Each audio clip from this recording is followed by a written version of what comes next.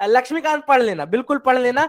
लेकिन अब एक चीज समझो, इस चीज को समझो, बेसिक चीज कि लक्ष्मीकांत क्या कर रहे हैं आप लोग, जैसे आपने पढ़ा होगा, आपने इस साल के क्वेश्चन लगाए, एक डिफरेंस है, जो क्वेश्चन यूपीएससी पूछ रहा है ना वो बहुत ही ज्यादा एप्लीकेशन बेस्ड क्वेश्चन पूछ रहा है। एप्लीकेशन जैसे लिबर्टी के क्वेश्चन पूछा, तो लिबर्टी में कहीं पे भी वो वैसा स्टेटमेंट नहीं लिख रहा है जो लक्ष्मीकांत में लिखा हुआ है, या अगर वो इक्वालिटी पूछ रहा है तो वो ऐसा नहीं पूछ रहा है जो लक्ष्मीकांत में लिखा हुआ है।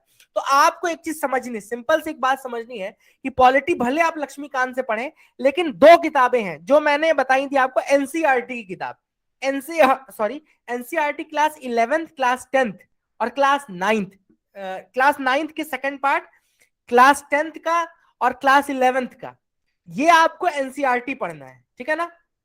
This is the thing which you have to do from NCERT. अगर आप एनसीईआरटी पढ़ेंगे तो एनसीईआरटी में वही स्टेटमेंट लिखा हुआ है जो स्टेटमेंट यूपीएससी ने पूछा था। तो वो कहीं ना कहीं जो है वो सोल, लिबर्टी की सोल पूछ रहा है, वो इक्वालिटी की सोल पूछ रहा है। और आप लोग क्या, हम लोग क्या कर रहे हैं, हम आर्टिकल्स रट रहे हैं कि आर्टिकल 17 बोलता है भाई अनटचेबिलिटी के लिए, आर्टिकल 18 टाइटल्स के लिए बोलता है, आर्टिकल 19 इसके लिए बोलता है फ्रीडम के लिए, आर्टिकल 19 टू रिस्ट्रिक्शन। लेकिन वो ये नहीं पूछ रहा, वो पूछेगा कि फ्रीडम है क्या, वो पूछ रहा है लिबर्टी है क्या, वो पूछ रहा है सॉवरेंटी है क्या। इस साल उसने कितना प्यारा क्वेश्चन बनाया जो उसने राष्ट्र वाला जो क्वेश्चन पूछा था। सुभाष कश्यप की 3 बुक्स पढ़े तो लक्ष्मीकांत को छोड़ सकते हैं क्या, ये आपका रिस्क है। आपको आपको लग रहा है अगर आप सफिशिएंट पढ़ लिया आपने तो दैट इज गुड, अगर आपको क्वेश्चन बन रहे हैं तो दैट इज गुड, आप छोड़ सकते हैं। लेकिन अगर आपको ये 3 किताबें पढ़ने के बाद भी क्वेश्चन नहीं बन रहा है तो फिर मतलब कि कहीं ना कहीं पढ़ने में प्रॉब्लम है। मैं वही बता रहा हूं हरेन, आप समझिए इस चीज को, आप क्वेश्चन सॉल्व करिए। आपने कहा और आपने पढ़ी नहीं है अभी क्या, तो फिर नहीं पढ़ी तो 3 किताबों को मत पढ़ो, फिर आप लक्ष्मीकांत पढ़ लो केवल, ठीक है।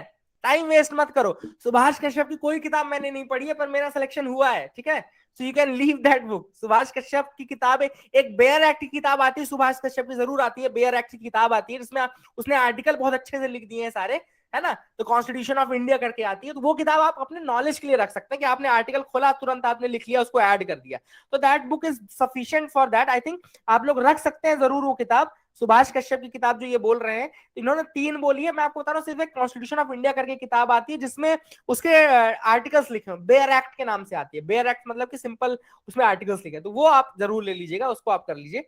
बाकी अगर किसी ने 5 रुपए 25 रुपए की बेयर एक्ट ली है तो वो भी मोर देन इनफ है ना। 25 रुपए की बेयर एक्ट आती है तो उसको आप ले लीजिए, वो भी मोर देन इनफ, उसमें आपको आर्टिकल्स देखने के लिए रहता है कि आर्टिकल 123 क्या है, आर्टिकल 124 क्या, 125 क्या है, इसके लिए आते हैं, ठीक है ना।